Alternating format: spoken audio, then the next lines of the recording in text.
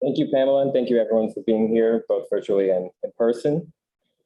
So today's topic, we're going to focus on this musical aspect of humanity and the fact that across cultures and across time, we're continuing to express ourselves through organized sound and through body movements. And this is a perplexing thing for a lot of scholars and a lot of researchers from different fields, given the lack of a clear evolutionary benefit conferred by such activities. Recently, authors at the crossroads of musicology and cognitive science have presented compelling cross-disciplinary evidence that the evolutionary origins of music primarily stem from this ability to foster social bonds. Think of the bonding that comes in the melodic manner with which parents talk to their children across cultures, motheries as we call them, or from larger activities that bolster group cohesion and coalition, such as drumming circles. One avenue by which music can foster this bonding is by aligning our bodily and mental states, or by aligning the states of those engaged in the same musical experience. This alignment can result in two or more people feeling as part of a collective whole, having a shared identity. And playing music together sort of naturally synchronizes our movements. Think of a jazz band feeding off each other and playing the same rhythm or melodies. But listening to music together can naturally synchronize our emotional states, even when listeners are potentially miles apart. Despite what we know about this, how music is special in this regard and the mechanism by which music is so effective at creating these bonds, forming this group coalition, remains unclear. What is clear is that if we're to accurately answer this question, it's necessary that empirical investigations of music consider this social context and consider the ways in which musical actions emerge in our everyday lives. So in this symposium, we provide three different perspectives from scholars whose work moves beyond the lab on how engaging with music, both playing and listening, influences the relationship between the self and another, between who we are as a single identity, as well as who we are as a part of a larger society. To begin, we'll start with Dr. Laurel Trainer. Dr. Trainer is a professor of psychology, neuroscience, and behavior at McMaster University, a research scientist at the Rotman Research Institute, and a distinguished university professor. She directs the Auditory Development Lab and has published hundreds of articles in top-tier peer-reviewed journals on the neuroscience of auditory development, perception of music, and the role of music in social interaction and developmental disorders. She's also the founding and present director of the Live Lab, a unique research concert hall with high acoustic control that's equipped with multi-person motion capture and EEG for studying how performers and audiences interact. Laura also has a bachelor's of music performance from the University of Toronto, enjoys chamber music, and is principal flutist of the Burlington Symphony Orchestra. Please welcome Dr. Laurel Trainer. Okay, so assuming you can all see my screen, I'll get started. I first just wanted to thank Matt and all the other people at Columbia who organized this. It's really an honor to be here, and I'm really looking forward to the discussions we'll have. So here's a question I'm going to talk about. Why does music move us so profoundly? And why can experiencing music with others lead to such powerful feelings of connection with those people? And here are some related questions. Why is music universal across human cultures? Why do we have music at social events, including parties, weddings, funerals, political rallies, and in the military? Why do people rate attendance at live music concerts as among their most pleasurable and memorable musical experiences? And why is singing to infants universal? So today I'm going to focus on rhythm, moving to rhythms and the interpersonal synchrony that occurs when we move together to rhythms. So rhythms are fundamental organizing principles of perception and action. Rhythms are ubiquitous in biological systems. We locomote rhythmically, our speech has rhythms, and of course our music and dance have rhythms. Even a jellyfish can execute exquisite rhythmic movements, and a jellyfish has very few neurons. Here's more evidence that you don't need much of a brain to move rhythmically, but interacting socially with others and using music in conjunction with music is a little more complicated. So why is it that rhythms are so powerful? Well, first of all, rhythms are regular and repetitive. And this regularity makes it easy to instantiate rhythms in brain circuits. So even the jellyfish can execute rhythmic movements. And second, because rhythms are regular, they enable us to predict when the next beat is expected to occur. So if I clap my hands 3 times in a regular rhythm, you know exactly when the 4th beat is going to occur. And because of this, we're able to synchronize our movements to the beat. And then third, if you and I both synchronize to the rhythm of a piece of music, we're going to synchronize our movements with each other. And this turns out to be really critical for these social effects of music. So indeed, studies in adults show that after moving in sync compared to moving out of sync with others, adults rate that they like each other more, they trust each other more, and they'll actually cooperate more when playing a game together in which they have a choice to either compete or to cooperate. So moving in synchrony together with others has these profound social consequences. But how early in development are we affected by rhythms in this way? So we asked whether we could see these prosocial effects already in infants. Now, in the beginning, the world of the infant is musical. Not only is music universal across human cultures, but singing to infants also appears to be universal. And caregivers sing and rock or bounce infants when they sing to them. So infants get correlated auditory and movement rhythmic experience. So we asked, are infants like adults in that synchronous movement with another person will enhance a social bond between them? So infants are not yet motorically mature enough to move precisely in time to a musical beat, but we can move them to a musical beat. So we bounced 14-month-old babies either in sync with an experimenter that the infant was facing or out of sync with that experimenter. And then we measured the effect that this had on infants' social connection with the experimenter. So in particular, we measured how willing the infant was to help the experimenter. So here, you'll see that the experimenter is on the left. And in this case, she bounces in sync with the infant. And after 3 minutes of this bouncing experience, the infant has 3 minutes, the infant is given a chance to help the experimenter. The experimenter accidentally, on purpose, drops her clothespin, can't reach it, and we give the infant 30 seconds to decide whether to help her or not.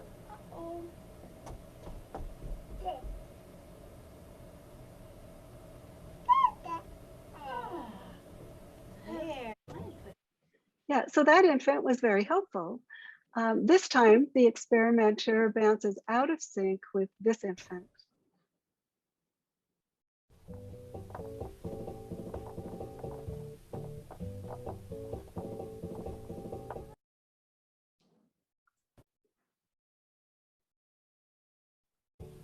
There.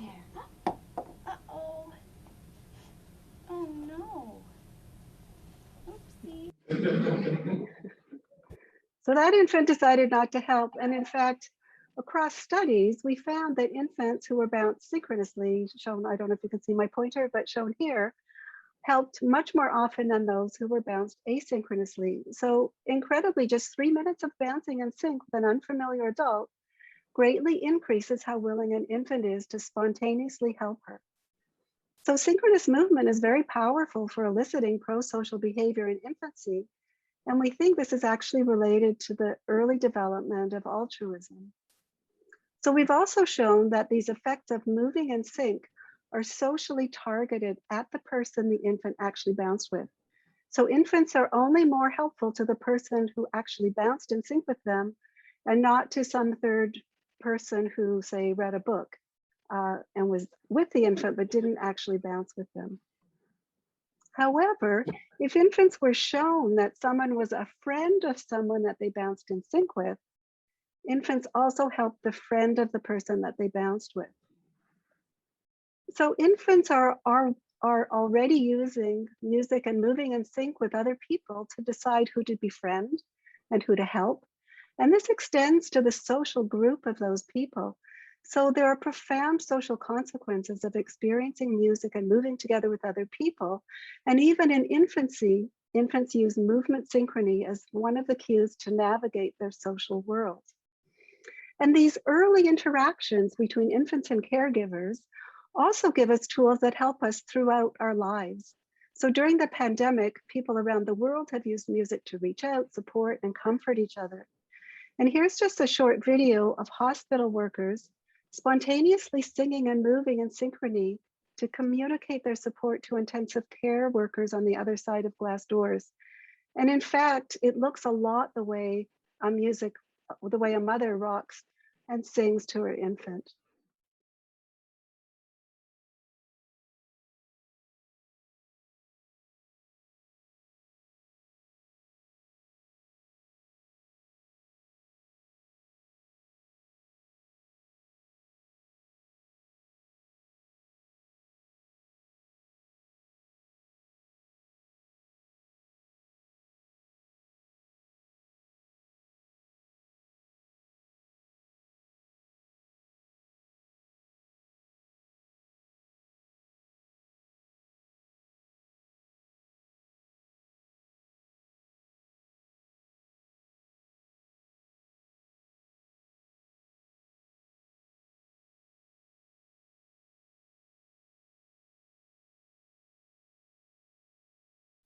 So that's very powerful. And we also see the power of moving and chanting together in recent anti-racism protests.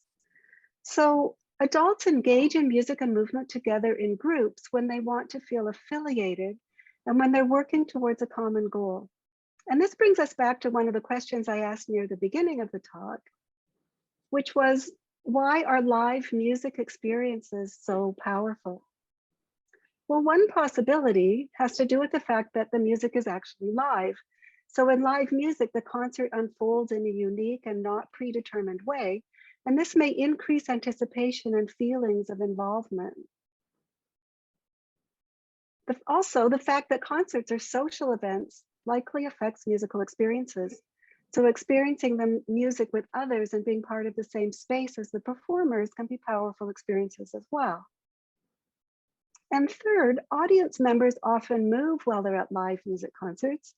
And just as I discussed, much work indicates that synchronizing movements with others can increase pleasurable feelings of affiliation and cooperation with those people. So I'm going to briefly discuss now and summarize results from a couple of studies that we've done on audience experiences in the Live Lab. So Matt mentioned the Live Lab in his introduction. It's a pretty cool space. It's a fully functioning 100-seat concert hall, but it's also equipped with virtual acoustics and the ability to measure EEG and other physiology simultaneously in many people. And it also has the capacity to measure motion capture in a whole audience. And that's the studies of audience motion capture, what I'm going to talk about today. So here you can see motion capture markers on the heads of an audience. And head movements are actually a pretty neat measure. They're easy to measure with motion capture, and they also reflect general body sway. So they give us a lot of information about how people are moving. So in this first study that the primary mover for was Dana Starbrick when she was a student in my lab. And so in this study, we manipulated whether the music was live or whether the music was not live. So that's the variable we were really interested in. It turned out that Ian Fletcher Thornley released his album Secrets in the Live Lab in 2016. And so we did this study around the release of this album. So for those of you who are too young or perhaps don't know enough about Canada, his band Big Wreck was big in the 1990s. But there are still many fans of the band around today. And so he more recently released this album. So we manipulated whether the music was live or not live in 2 different performances. And audience members were randomly assigned to one of these conditions. So in the not live condition, the audience heard the same songs as the band, heard the same songs that the band performed live in the other condition, but we just played them from the album that had been released. And we also had 2 types of audience members. So we had fans and we had what we call neutral listeners. So the fans were really true fans because they had to engage in a lottery to get tickets to the show. Okay, so here is what we controlled. So the social setting, so it was always in the setting of an audience. So that was the same across the 2 conditions. Familiarity with the songs was controlled because it was a new album and nobody had heard these songs before. And then the sound quality also through our amazing Live Lab sound system was pretty much the same through both performances. This is a picture of the band playing during the live concert. So don't worry about the details of how we derived some of these measures, but our main measure here was what we called head movement vigor, which is basically speed without regard to direction. And then we also measured people's entrainment to the beat of the music. So how much their movements entrained to the beat. So here are some of the audience members. And here's just a little clip of some of their head movements.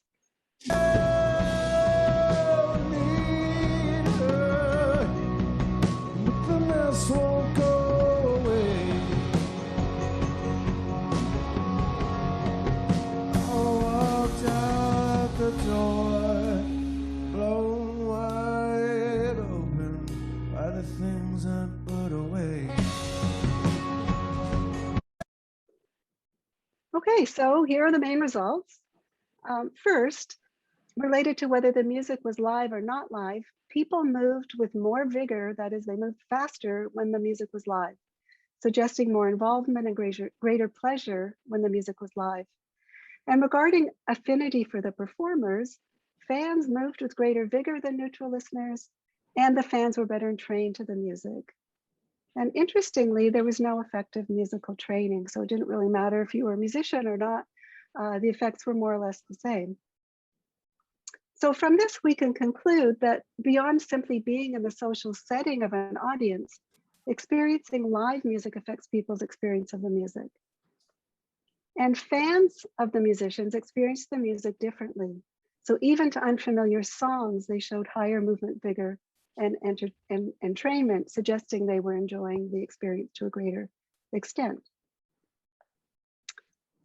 And in this second study that I'm going to describe, all of the music was not live. So here we wanted to isolate and examine the contribution of experiencing the music with other people. So people were in an audience, but none of the music was live.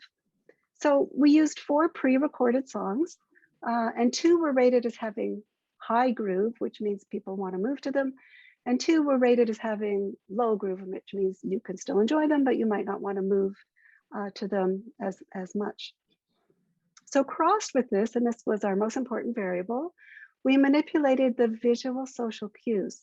So each of these songs was played twice during the experiment, with participants asked to have their eyes open during one of the times so that they could see their fellow audience members, and to have their eyes closed the other time. So the main measure was a biologically motivated measure of how energetic the movement was. I'm not going to go into the details here, but it was derived by my postdoc, Dobry Dadov, who was the main person who did this study. So here are the main results of our linear mixed effects models. First of all, movement energy was higher when visual cues were present, when people could see each other. And movement energy was higher, not surprisingly, in the high groove compared to low groove songs. And as far as interpersonal coordination, so this is how synchronized people were in their movements with each other, they were more synchronized when visual social cues were present, and also more synchronized during the high groove songs. So what this tells us is that even when a concert is not live, being with other people in an audience affects people's experiences. So what can we conclude from all these studies? Well, with respect to live music, people move with more vigor to live than pre-recorded music, even when they're in an audience. Affiliation with the musicians matters. Fans move with more vigor and with higher synchrony to the music than neutral listeners. Groove is important. It affects the energy of movement and also interpersonal coordination between people. And visual social cues. So the social, whether you can feel or you can see your fellow audience members matters, because you move with more energy and with better coordination with others under those circumstances. Oh, and that's another study, sorry. Very low frequencies are important too, but I don't have time to talk about that. So we can conclude then that the predictability of rhythms enables us to synchronize our movements to the beat. In turn, this enables us to move in synchrony with other people who are also moving to the beat. Moving in synchrony with others affects our social affiliations to those people, even in infancy. And our experiences at concerts are affected both by whether the music is live or not, and whether we can see other audience members or not. And this is just a thank you to all the members of my lab and all of our funding sponsors. Yeah, so thank you very much. Thank you so much, Dr. Trainer. We'll have questions at the very end, so hold on to your questions specifically for Dr. Trainer. We'll move right along to the next speaker, who is Ian Anderson, Dr. Ian Anderson, a staff machine learning engineer at Spotify, where he develops data and models that power most of their personalized music recommendations. His primary research interests are machine learning, recommender systems, and their impact on society.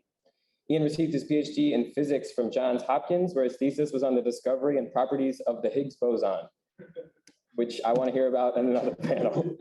Ian will be talking today on some of his work, sort of bringing recommendation algorithms outside of the lab to understand who we are based on our music listening preferences. Thank you, Ian.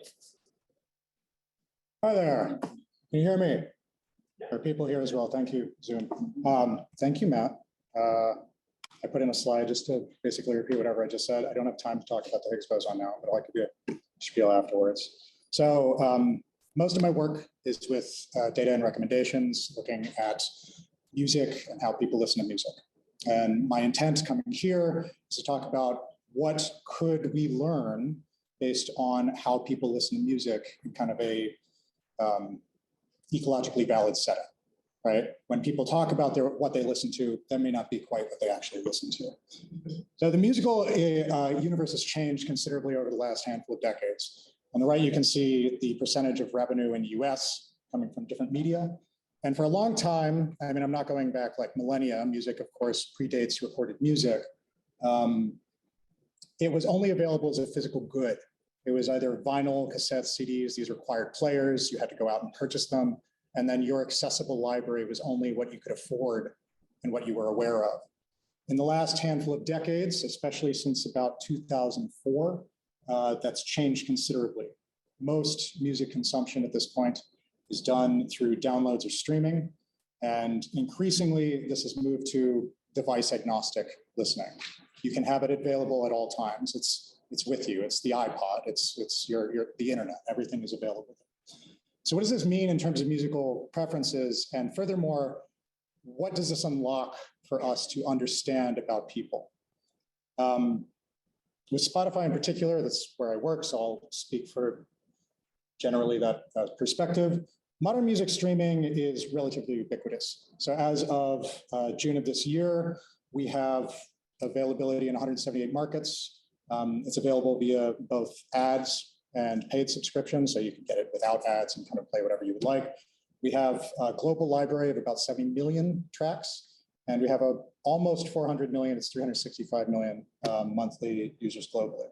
So again, given that there are hundreds of millions of people that have access to this vast catalog, we actually are in a different area where your musical preferences can be a little bit more open, theoretically. So what does that tell us? Well, the first thing that we wanted to do was to look at I'm going to talk about two studies. One is an early discussion about what do we know about people via the music that they listen to. And the second, I'll get back to kind of a coda to what Laurel had just talked about. So first of all, it's been known for decades now that your identity is easily expressed via the music that you tend to prefer. Your preferences for genres are strongly linked to personality traits. If you're extroverted, you like rhythmic music, energetic music more than introverts.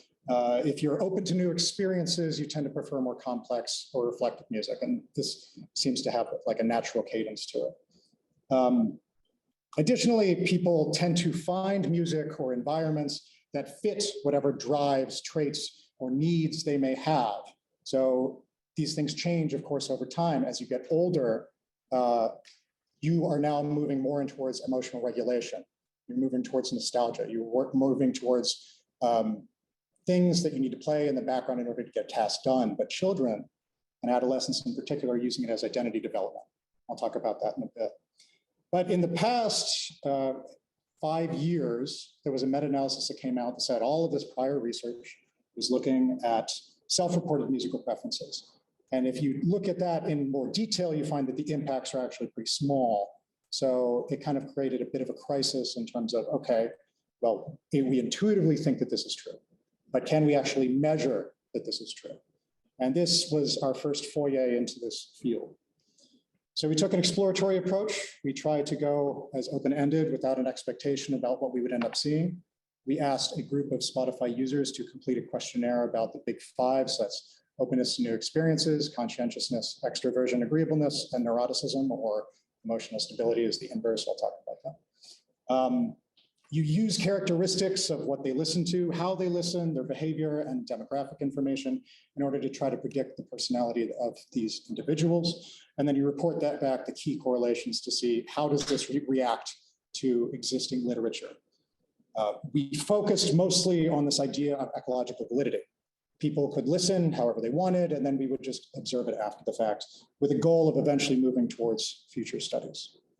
So in this case, we took about 6,000 users.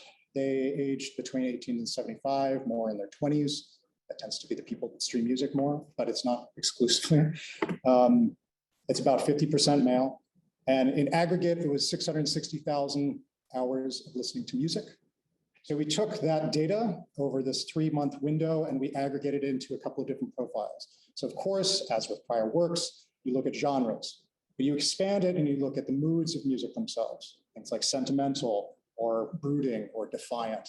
You look at the acoustic features, so things like acousticness generally, or bounciness potentially, danceability. On top of that, we have to include demographic information. If you are familiar with personality research, demographics tend to correlate very strongly with certain personality traits, age and gender in particular. But beyond that, we try to include not just what you listen to, but how you listen. So you may have a higher propensity to discover music. You may express that you listen to a vast variety of music, so this idea of diversity of taste. You might have tastes that change based on the context that you're in. I'm in the car and I will listen to, I don't know, probably a podcast or NPR or something like that. That's me. But if it's the morning, you might want something a little lighter. And if it's the evening, you might want something more energetic. That's the kind of thing that we're talking about.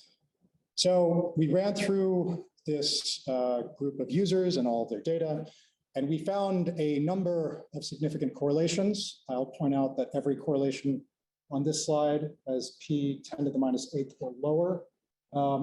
We do find that demographic relations agree with prior studies. So yes, age correlates with conscientiousness. There is a gender gap between the conscientiousness of individuals. But we find more than that. We find that genres are important, as prior literature had seen. So if you listen to old country, you are more likely to be conscientious. But if you listen to punk music, you probably are not. Moods kind of go in a very important method as well, though. Defiant music, aggressive music typically means that you are less conscientious.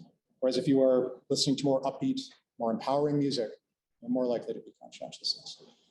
And then further, these derived metrics about how one listens to music do appear to relate as well. If you discover more music, you're more conscientious. And if you listen from a game console, maybe you're not so much. For brevity, I'm not going to go through all of these correlations. You can feel free to look at this in the paper that I had referenced before.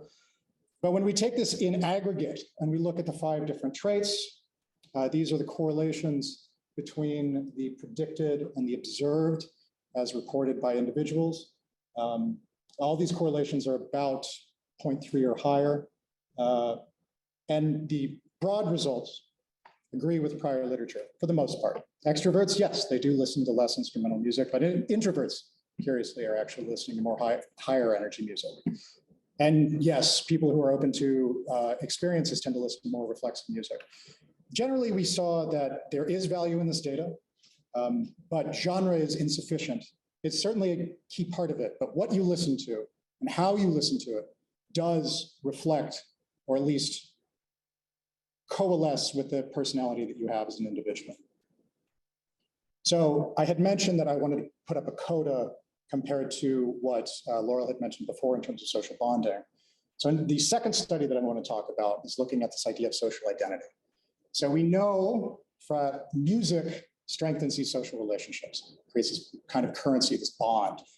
Communities are built based off of music relationship. Think of Seattle in the 90s with grunge. Think of Austin always. Think of Nashville. These are the places that get defined by the music that they have. These environments are defined by the local styles, at least in part. Geographers actually do use music preferences in order to determine what a geography is. Those landscapes, when those people change, the musical landscapes change as well. So when tourists come in, when a neighborhood changes, you might have a different musical environment. But what happens to us? What happens when we move from one environment to another? Do our musical preferences change to reflect that? Do they become more diverse? Are we open to new music that we hadn't previously listened to and that is evident within our listening behavior? The way that we found this out is we conducted a study where we looked at 16 million US listeners on Spotify from December to February 2016 to 2018. We characterized their personal tastes and the tastes within states based on the type of genres that they would listen to. So you can see that mariachi is very big in the Southwest. Everything that's green means that it's statistically significantly higher. So 2+ Z-scores. Soul is big in the South of Texas. Texas country is big within the Plains states. This allows us to create kind of a state level preference, and then we can compare your own individual listening to the state that you happen to be streaming from. But how do we actually account for this idea of does relocation change our personal habits? Well, with this many people, we could actually take people who moved and construct pairings to create kind of a quasi-natural experiment. So this person N lived in Nebraska and stayed in Nebraska. They've streamed from Nebraska the entire time, but M actually moved to California. And we can compare their listening based on that pair. Is it more similar or less similar than it was after this event had happened? So you compare the diversity within each to see if there's a statistically significant gap when you look at all of these pairs. The short-term impact in terms of an immediate relocation is no.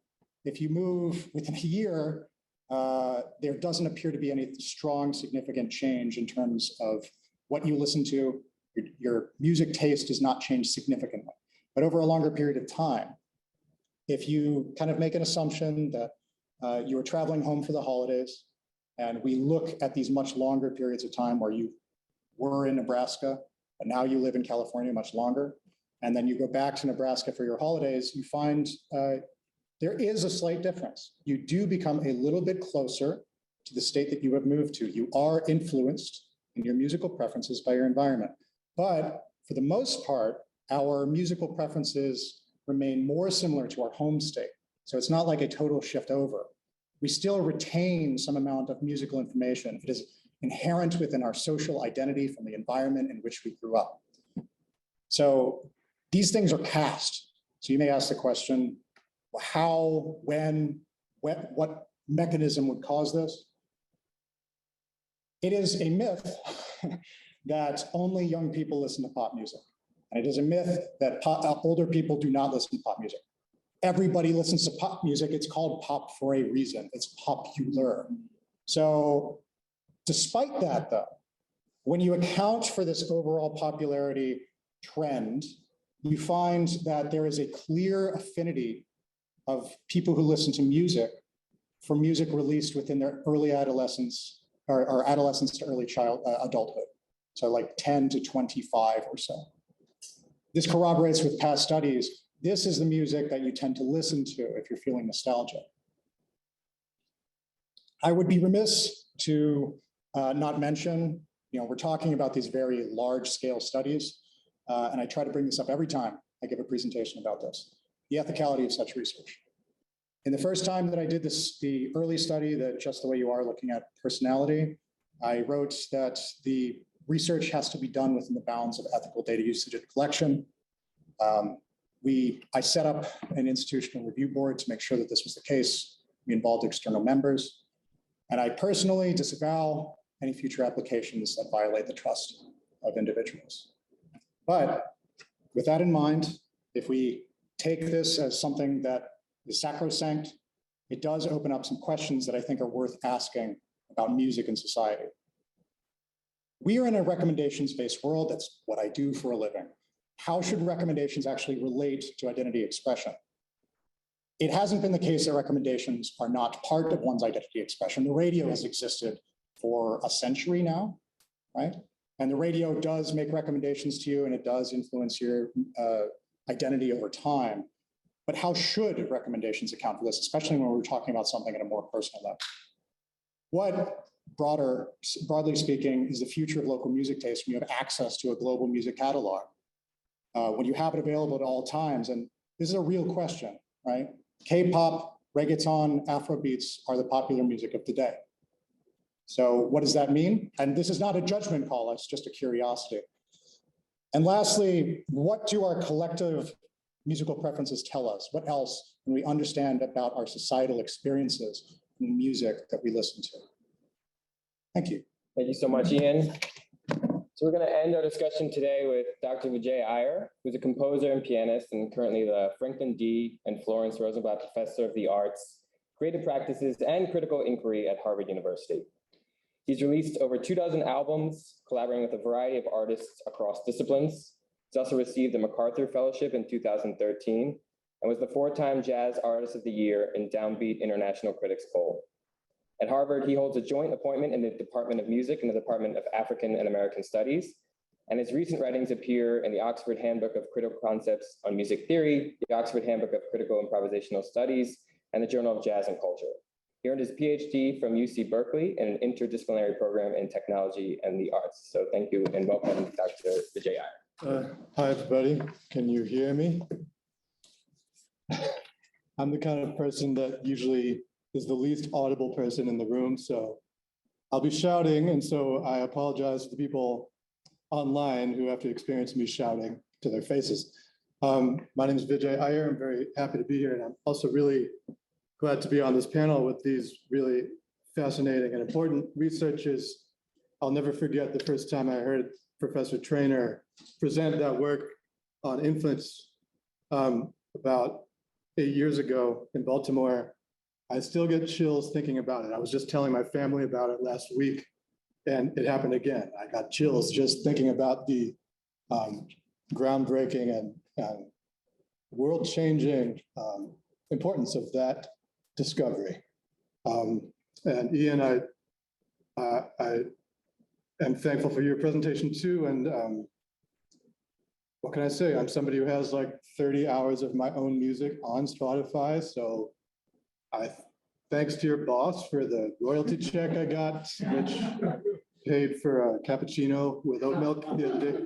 And also thank you for surveilling my daughter ethically for her listening preferences. I'm sure it's all been put to good use, so thanks. I'm just teasing, I'm sorry. Thank you very much for that. Yeah, so I'm giving this talk, which I gave the title today as Rethinking Musicality. I'm going to just start with this slide from, this is a dear departed mentor and hero of ours, a great composer, pianist, Muhal Richard Abrams. There's a line from him. He said, when you play music together, it creates a bond that can never be broken. So I wanted to start there just to say, I'm in agreement with this overall topic. That said, I'm going to go on a bit of a rant here, and so please bear with me. Today's gathering stages an encounter between neuroscience and the humanities. The running rationale is that these conversations are too rare, and more interdisciplinary dialogue is needed to advance our understanding of ourselves and our brains, our minds. But over the last 20 years or so, we've also grown accustomed to sort of a ceaseless fire hose of projects of this kind, specifically books, dialogues, conferences, research initiatives, lecture courses, and seminars of the form Music and the Brain. As a music maker associated with a community of Black composer performers and Afro-diasporic musical practices, and also as someone who wrote a dissertation in the 1990s, both critiquing and trying to supplement the field of music cognition, I've been a somewhat frequent participant in these conversations, one of the usual suspects who gets asked to weigh in on all things music and the brain related. I can tell you quite confidently after decades of these drive-by dialogues that such encounters are almost entirely counterproductive for the humanities. In an academic culture that values and funds the STEM fields by several orders of magnitude more than it does the arts and the humanities, the latter fields are typically called on to validate the scientific enterprise, not to challenge or push back at it. Our critiques tend to get ignored, and these research programs keep hurtling ahead. Nonetheless, I'll persist. Humanities methods challenge what is known, partly by looking beneath existing systems of knowledge and investigating their histories. The humanities ask, who gets to define what is knowledge and what isn't, and why? Who are the supposed repositories of knowledge? How is knowledge held, stockpiled, and transferred, and by whom and why?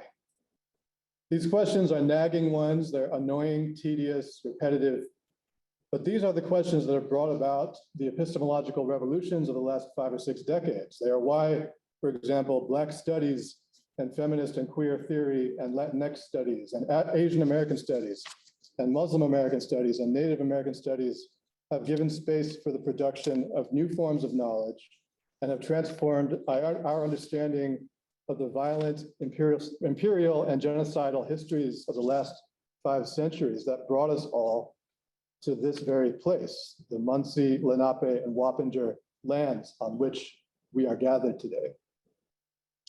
These persistent humanities questions are the reason why only 30 years ago, it was finally possible to say out loud that women's rights are human rights, and why today it is also finally possible and crucial to say that Black Lives Matter and that trans rights are human rights, and why we can finally and must finally say, in addition, that no human being is illegal.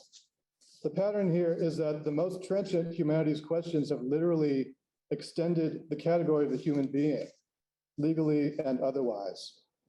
They've revealed this category to be not just biologically given, but evolving and contested, constructed, regulated, and constrained by powerful institutions, the state, the law, the church, the university, the scientific enterprise.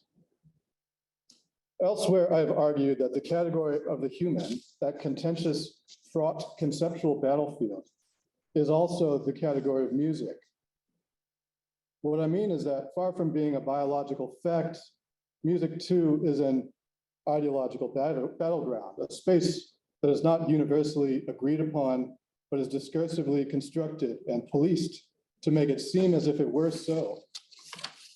The music made by people on the edges of the category of the human, the abject, the dispossessed, the incarcerated, the illegal, the disabled, the marginal, is similarly routinely ejected, violently hurled outside of the category of music. We have to historicize our contemporary use of the word music, analyzing it as a contingent, historically specific concept. Our understanding of music today is bound up with our technologically mediated, market-dependent listening experiences, which condition us to think of music as an object or a substance that is nameable and consumable.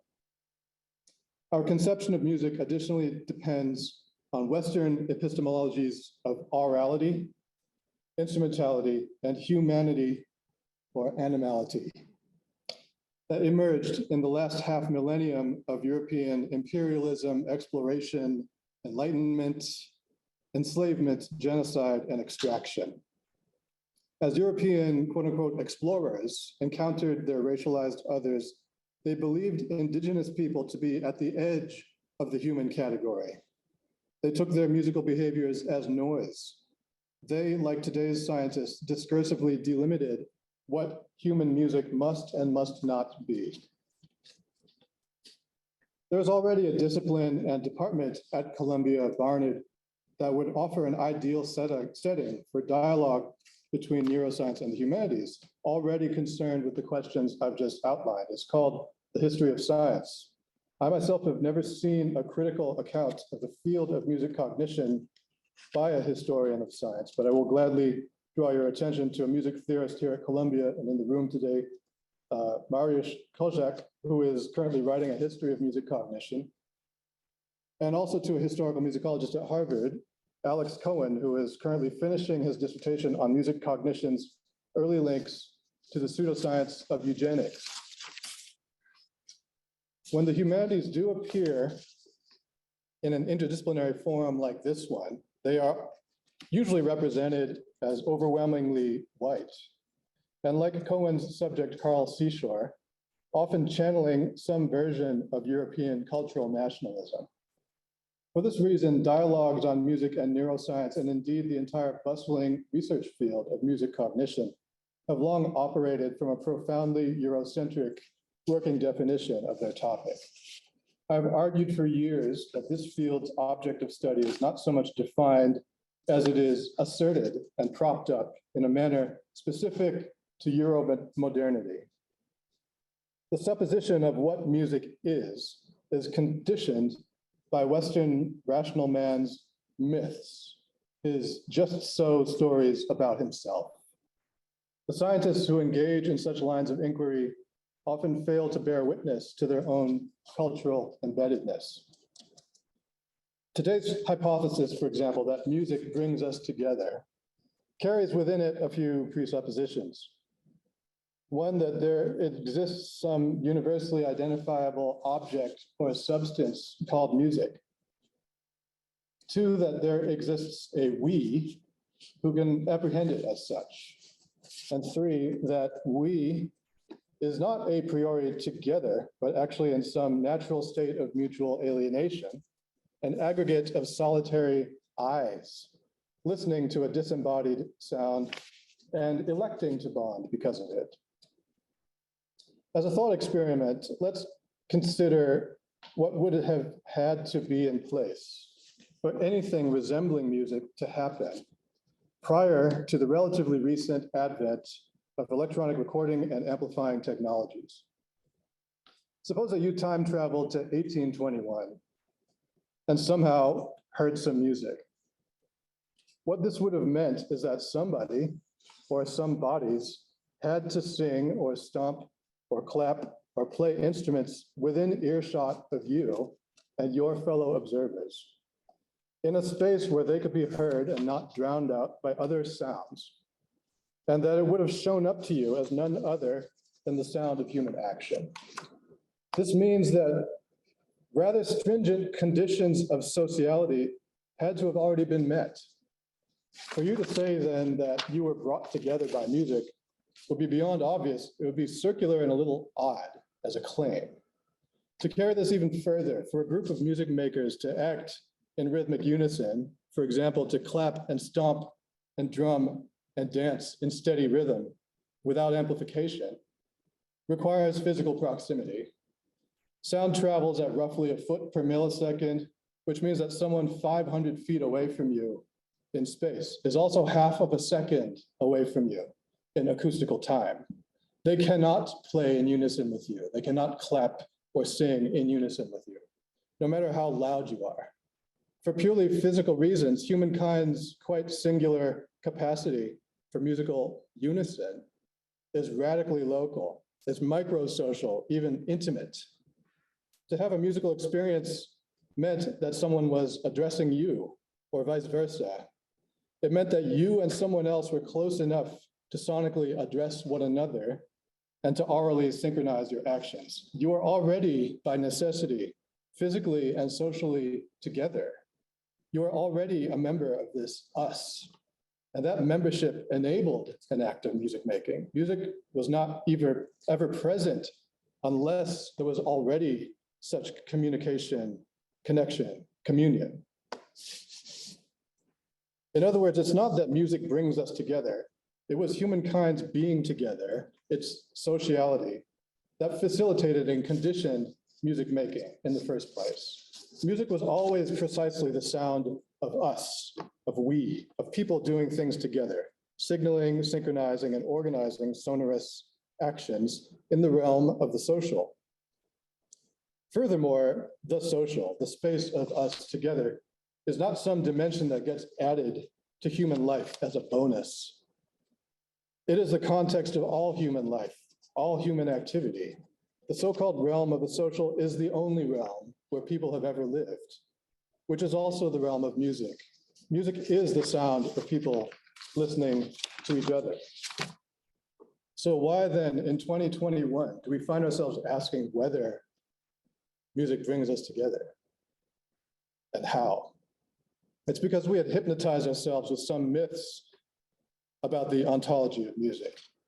Among those myths are the fantasy that there can be music without music makers, that music is a disembodied, unmarked substance that flows frictionlessly as if through an online service, for example, that it is born of a solitary mind, not of a multitude of people with bodies in real space, that music is thought rather than experienced, that music is abstraction rather than action, that music comes to us rather than from us, that the we whose brains like music are not the same we whose bodies, minds, and hearts labored to make it, that listeners exist a priori in a state of social isolation.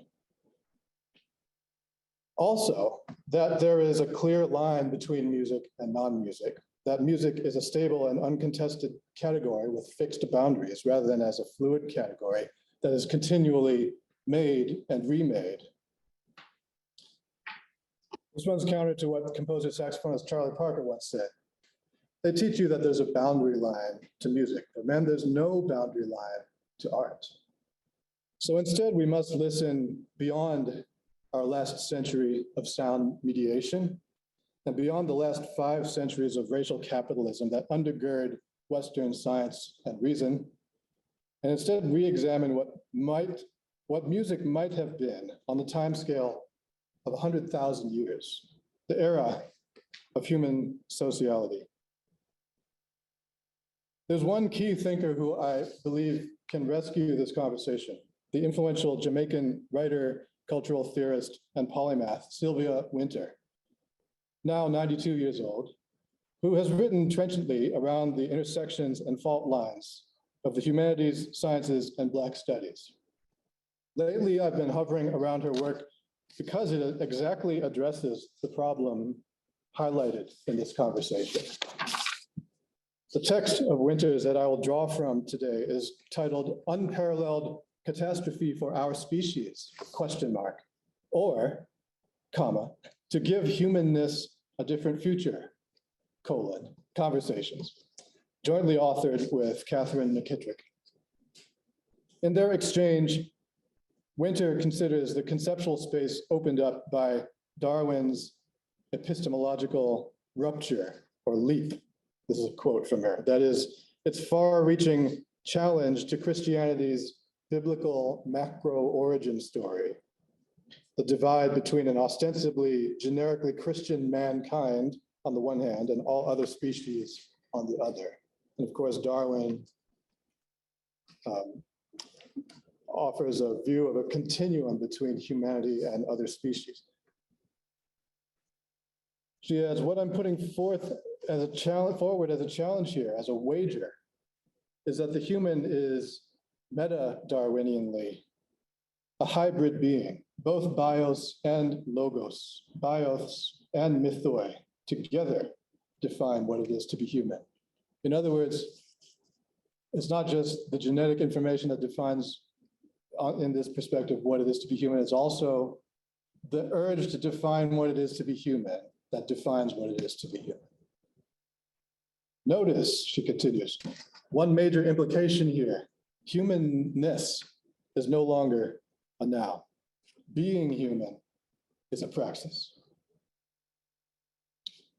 So she calls for us to relativize the West's hitherto secular, liberal, monohumanist conception of our being human. It's overrepresentation as the being of being human itself. We need to speak instead of our genres of being human. Once you redefine being human in hybrid, mythoi, and bios terms, and therefore in terms that draw attention to the relativity and original multiplicity of our genres of being human, all of a sudden, what you begin to recognize is the central role that our discursive formations, our aesthetic fields, our systems of knowledge must play in the performative enactment of all such genres of being hybridly human.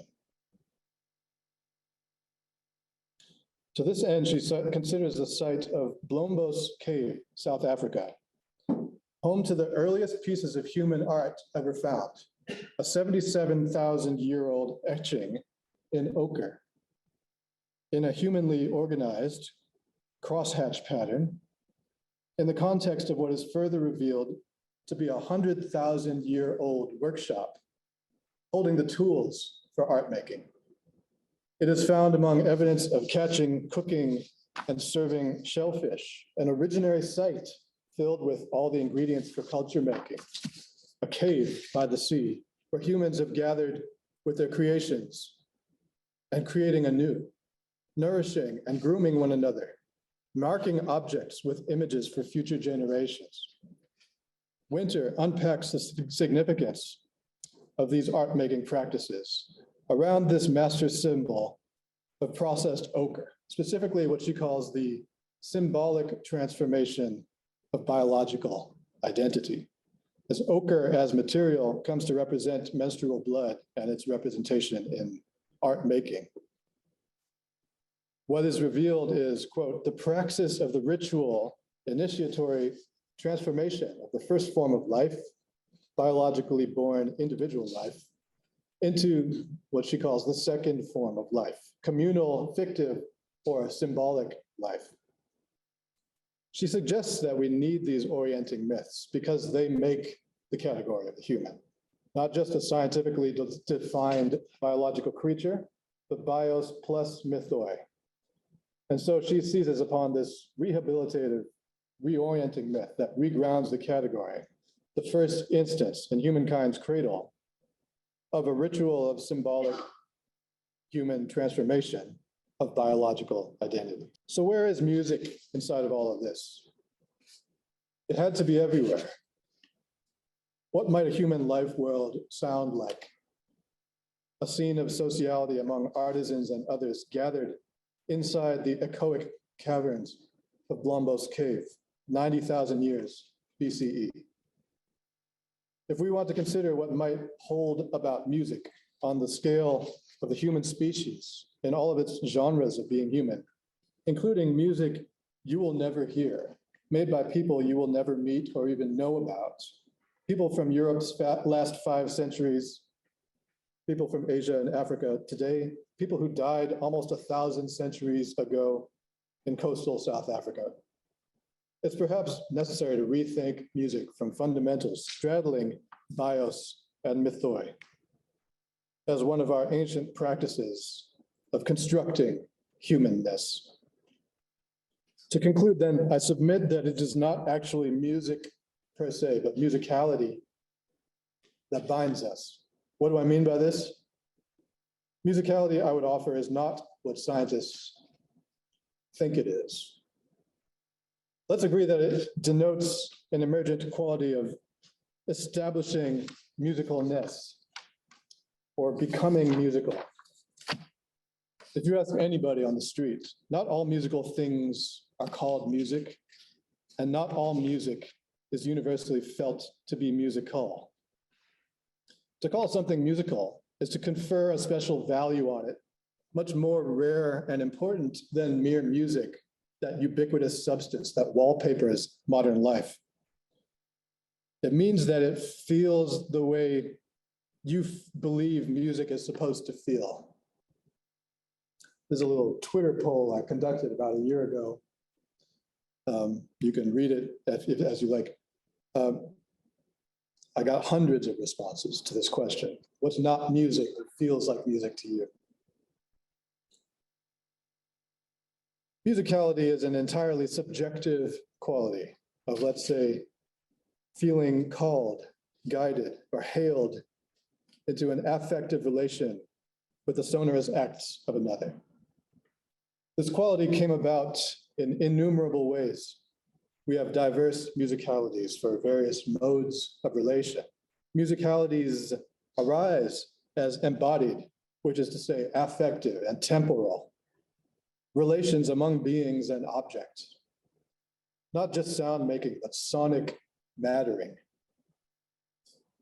This is why I argue that our domain of study should be musicality, the sphere of relations, not music, the object or substance. But furthermore, that musicality should be treated not as the all-purpose scientific buzzword that it has become today, but rather as a dynamic, speculative, affectively charged ritual space, a liminal zone of experience whereby people seek to experiment, create, commune, to hail and be hailed, to hold and be held, to lose themselves and be remade, to become part of something larger than themselves. Musicality then is a category that is continually being unmade and remade across humankind's 1,000 centuries. It is nothing less than our praxis of being human together. Thank you. Lots and lots of questions I can start with. I think I'll start with just a question for everyone, but specifically directed at Vijay in response to what we just heard. I was interested in your comment that musicality did not lead to social interactions, given that you had to be social in order for one to hear music at the time. But there's also the idea that musicality could have bolstered social bonding to a greater scale than other activities. So we could have been connected, we could have been closer to each other already. But that doesn't necessarily mean that we were part of the same tribe or same unit or able to organize on a grander scale, and that music was the tool by which we were able to do that. I was curious how you think about that sort of bidirectional impact of musicality on sociology, and if that is what we're trying to uncover here with this topic of musicality and social bonding. I guess what I'd say is that I'm treating musicality as an open category that is then kind of, it lines right up with what we are calling sociality. They're sort of the same thing, but what I also added to it is something that I'm calling mattering or affective relation, right? Like some kind of investment.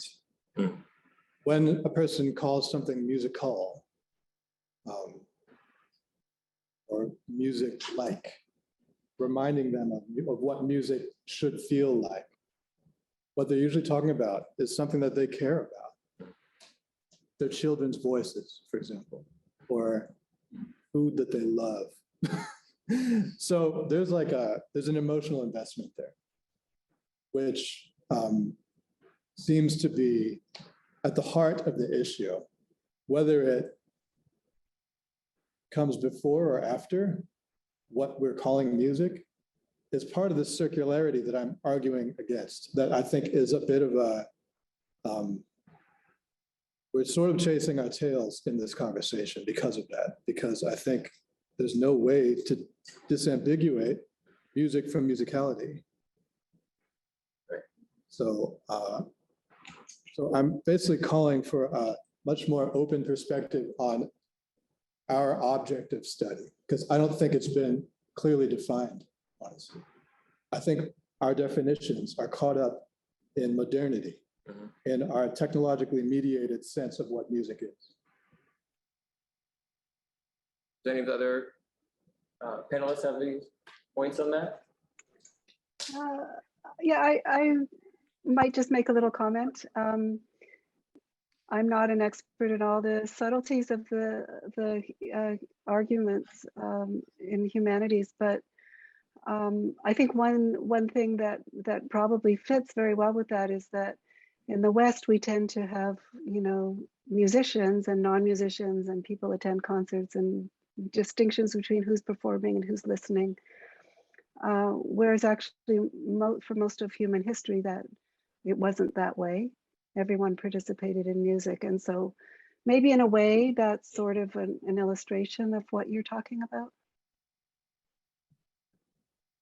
Yeah, it makes me wonder, as someone who studies or tries to study musical engagement and responses in the lab, if there is any real role for a method that doesn't allow for group cohesion or movement, something like fMRI, for example, pretty much the exact opposite of, I think, how you're talking about music is experienced.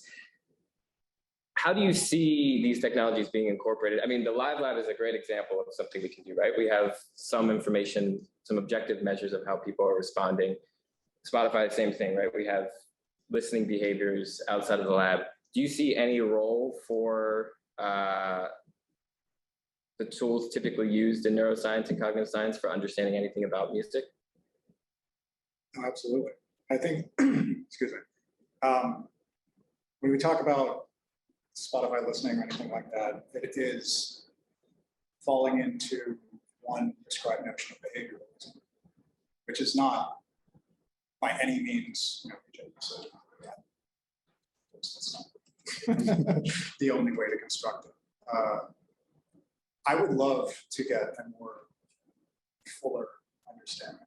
I think when there are limits to these things in terms of the neuroscience perspective,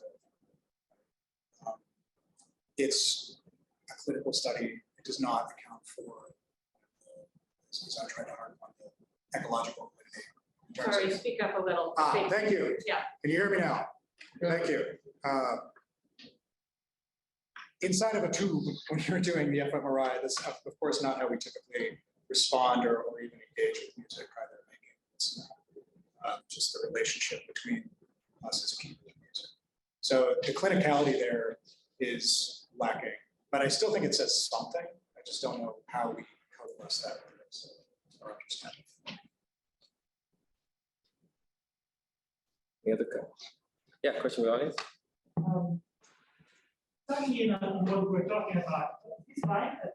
I'll repeat the question just Okay. to be. So when we try to move from the laboratory into the real world, I think that we have three vectors of action. The first one being controllability. Real world is not another laboratory. That's a great thing. Second thing is funding. As you move to the real world, your study blows up in terms of budget and becomes something that the not NIH or not in the range of things that we're actually discussing. Concerts, right? Like we're talking about these things. And the third thing is actually studying the real behavior, listening. So I want to know how to reconcile this thing, or how is the approach to the first one. That's what trainers they're using to reconcile these things. I'll repeat the question just for people on as best as I can. The question is about the three different factors that come into play when we're talking about bringing science outside of the lab. One being fundability, one being ecological validity, and the first one was controllability. Yes, sorry. So right, this sort of access of controllability of the tools we're using to sort of ecological validity of how natural is the experience. Dr. Trainer, do you want to start about how you deal with that with your studies in your labs? Yeah, I mean, that's such a good question, and it's something we grapple with every day. The Live Lab was sort of created to try to bridge those, the studying one person in an fMRI machine versus, completely in the natural world. So in the Live Lab, we do have some control, but at the same time, it is a concert hall, and we can reconfigure it in any, physically in any way we want. But those are really fundamentally difficult questions. And my view is that we really want converging evidence. So I'm going to defend the science a little bit of minute things because, to understand how the brain works and so on, we have to do these very highly controlled, little studies that may not seem to have any, meaning in the real world, but it tells us how the brain works. And it tells us certain things about how the system works. And it can tell us certain things about how two people might interact.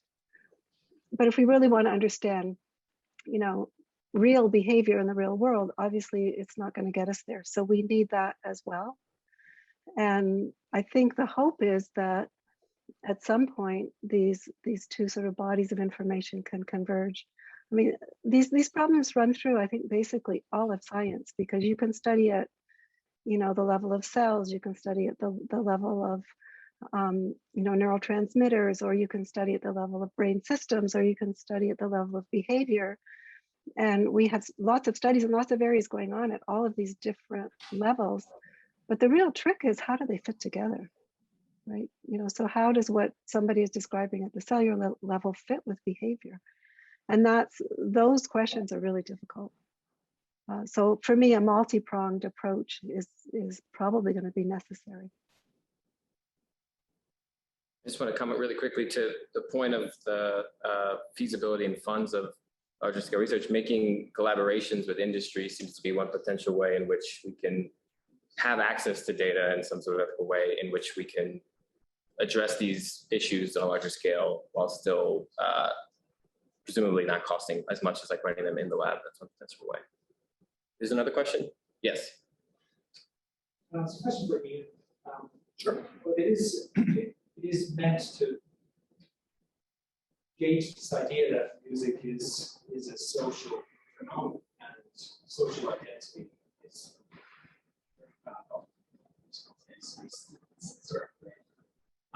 and what I wanted to ask you about Spotify is that my experience using Spotify is very much as an isolated individual.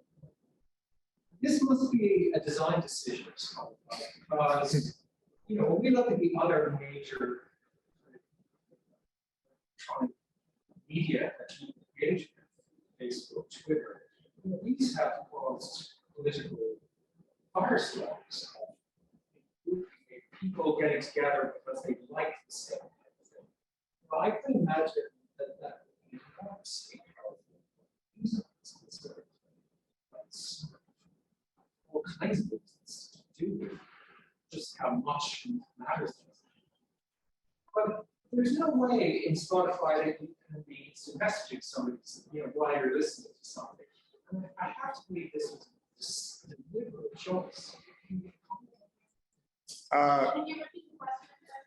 Yeah, to repeat the question, I think the question was, it's in essence, was it a deliberate choice by Spotify to not enable a social component or a social media component to the interface of Spotify? So I'm going to broadly state, I don't control the design interface decisions here. Sure. There was at one point the ability to message individuals, hey, I'm listening to this, etc. Maybe you'll enjoy it.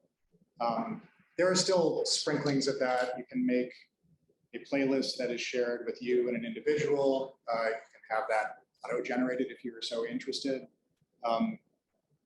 I think it's something, personally, I agree with you. It seems to be lacking our ability to, given the sociality of music that's inherent, we're kind of not doing it there. So is it a deliberate decision? That is beyond my pay grade, but it is a decision, even if it wasn't inaction.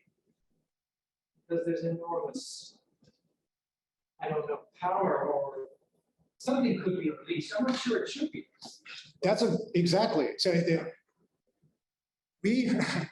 been at Spotify now for about 6 years. And during that time, we saw everything evolve with Facebook and Twitter, of course, in the last handful of years, and increasingly on Instagram, all of them, right? Any social media platform that we have. So you see that, and I'm not unaware or immune to those sort of arguments. I think it's something to consider when you're entering into any realm about content and making social engagement part of that experience. There are risks associated with that. I can say that whatever we are trying to do now, we are trying to account for potentials for algorithm bias, which exists. It's an incredible field, and the people that are working on that are doing magnificent work. I don't know that we have answers. And I think to some extent, we built before we knew that. And I won't say Spotify did, but in general, as a society, I think we've done that. Are there any questions on the chat that or I can? Yes, there are, but if I could just ask a question. Of course. Yeah, and I know that there's another question Okay. in the audience. I think people can hear me, but you may have to repeat. So as a historian of science, of pre-modern science, so-called pre-modern science, I really applaud your effort to re-examine the categories of our objects of study. And so I do think, though, that you have to take the whole line of development into account and keep in mind the modern categories as you're telling the whole history, right? And so, today we do respond to music. People think within those categories. So you can use your kind of re-examination as a critique of modern categories, or you can use it maybe to instead turn it around and study sociality, right? And to really try to say do a kind of granular analysis of social interaction, and if you're taking music to be so fundamental. I just would like your response to that. Do I have to also repeat the question? No, I think they can hear me. Yeah. Okay. Thank you. I understand you right. You're saying that music becomes a kind of, rather than sociality as a laboratory for music, it's actually like music as a laboratory for sociality. Right? Is that both music making, musicality as I've kind of broadly construed it as this like relation of musical mattering, right? And so are you asking if I would? Well, if you can see how, for example, Professor Trainor's work would fit into that kind of analysis, that's a more granular analysis, not so much of music, but of social interaction. Yeah, I think that's why, as I stated, her work is so crucial to understanding who and what we are together. I mean, to me, when we talk about music kind of in the flippant terms of modernity as a sort of like thing that we consume, we kind of we forget about this much more fundamental fact about how we relate, which is that it is always grounded in musicality. It starts there. The relation, the way we are with one another starts as music, not as anything else. Mm-hmm. And it also starts as more than one, not as solitary. So I think, yeah, I mean, I'm in agreement. That's if I'm understanding. Yeah. Thank you. Shall I read a couple of questions? Yeah. Okay. There were a couple of questions about,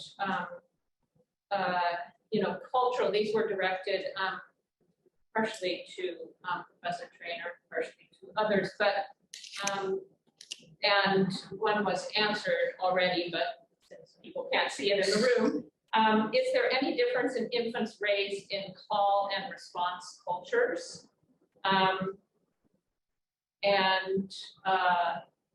I know that you don't know of any literature because I'm reading your answer here, Professor Trainor, but if you would like to expand on that at all? Yeah, I might expand a little bit because people sing to infants and they also talk to infants, even though they don't understand the words.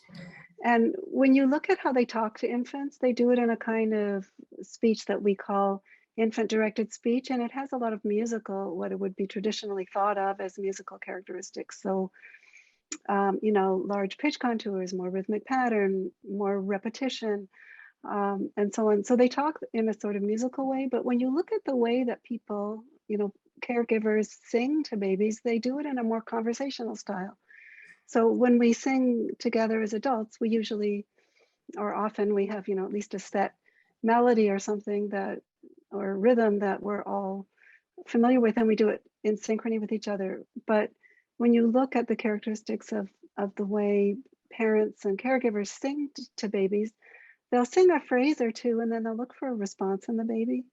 If the baby's enjoying it, they'll sing again. And if the baby isn't reacting well, they'll stop or they'll sing differently, or they'll take a break and then come back. So early in development, there just isn't such a big distinction between singing and talking. And so talking tends to be more turn taking.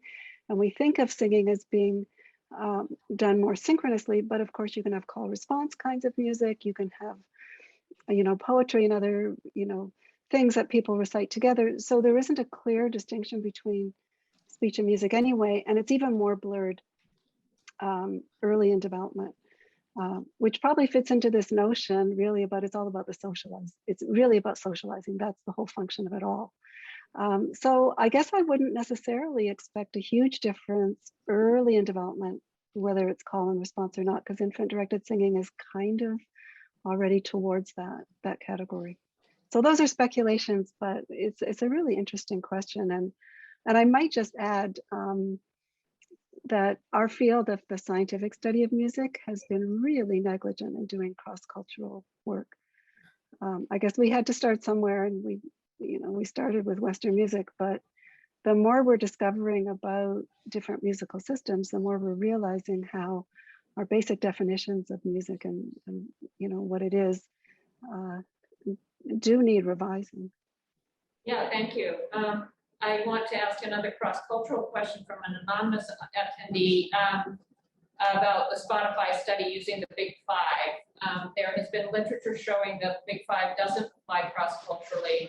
Have there been any studies using different personality scales, maybe individualized for a region's culture? I mean, within the scope of personality, not to my knowledge, I'll admit to be, oh, yes, sorry. To my knowledge, no. We have not done any studies looking at reproducing this with a different scale of sorts. All personality scales have their own pros and cons. I think in this case, the original study was just to show kind of the promise of what could be observed. One could go back and look at cross-cultural studies of the sort. I'll give an example of this. In a non-kind of context for publication, we conducted a survey for what music evokes nostalgia within individuals. And that was incredibly cross-cultural. I think we ran it in Philippines, Argentina, Indonesia, Sweden, France, Italy, Japan, Brazil, Mexico, the United States, Canada. And there are strong patterns that are consistent across all of these different cultures. So yes, cross-culturality is important. And were I to revisit the study, I of course would consider something that would have a broader survey base within other countries. I would consider more translations. I would even consider changing the scales the anonymous question asker poses. But I think there's more to do along kind of questions that are better posed within the scope of large-scale study or longitudinal study than necessarily moving continually in the personality. Yeah, one question. Hi, can you hear me? Yeah, this is yeah, okay. So question for the chat. So I'm trying to sort of trying to really understand sort of the root of your objection to this program. Right? So I'm trying to figure out so what is the hypothesis? Right? The hypothesis to me when I came here was music enhances social bonding. So maybe we can think of music as a drug, for example, that increases social cohesion. Now there are drugs that do this, right? Oxydots, alcohol, for example, alcohol is supposed to increase social bonding, right? So people come together and they drink, and they become closer friends. Whatever, let's say that happens. Now, of course, they need to come together first, so they will not be enemies. There is some sociality which brings them together, but then once they come together, they're like, we should drink. And that increases social bond. So if I make an analogy with music and health, just trying to figure out, so then I can't really say that alcohol is the same as sociality. Like you said, music is the same as sociality. Doesn't really entirely make sense. So why can we not think of music as some sort of drug that enhances sociality? I can repeat just very quickly the analogy of music leading to social bonding, like drinking alcohol with a group of people enhances social bonding. And so why can we not think of music as a tool or a drug to enhance social bonding rather than as or an aspect of humanity? Why can we not separate it in that way? Did I summarize that correctly? Yeah. I'm not saying that we can't, and I'm not sure if I'm really just only trying to lodge an objection. What I'm trying to do is just maybe destabilize these nouns that we've been using in this field, and particularly the noun called music, the noun called musicality, to maybe dislodge it from what we think we know about it and open up the category a little bit more to the kind of field that surrounds it of music-like things or music-like behaviors. And as we do that more and more, we start to realize that there's this whole ocean of human behavior that is musical, that we don't call music. And when I say we, I mean we today in 2021 at Columbia University, for example. And so I don't really know where the category of music begins and ends on the scale of the human species for hundreds of thousands of years. I don't. There's no way that any of us knows. So when an evolutionary psychologist tries to make an assertion that here's what music is and here's what it does, it has to be an incomplete assertion. There's no way that can truly encompass all that music has ever been for humankind. That's basically my objection. I'm not saying that it is not true that music functions like a drug today. Yes, I feel it too. It functions that way for me. So I know what you're talking about. At both as a music maker and as a listener. I know that feeling. So I'm with you there. I just want to historicize our understanding or our way of talking about it, to understand that the way that we talk about music in this domain is not what we think it is. In other words, scientists are speaking on the scale of the human species, but they're making very specific claims. They're specific to today and to now and to here, you know. So that's what I'm asking us to dislodge, if that makes sense.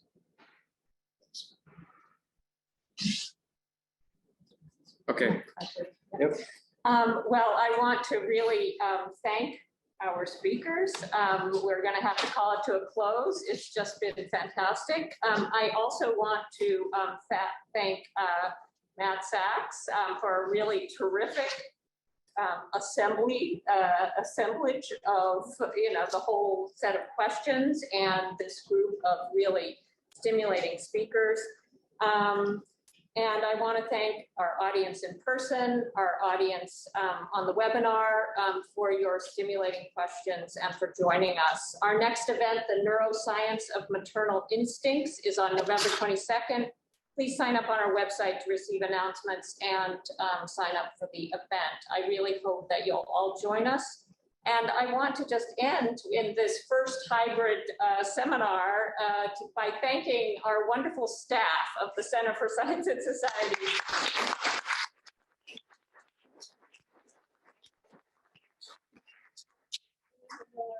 Joseph Sulik, Darwin Eng, and Carolyn Sermon. So thank you all very much.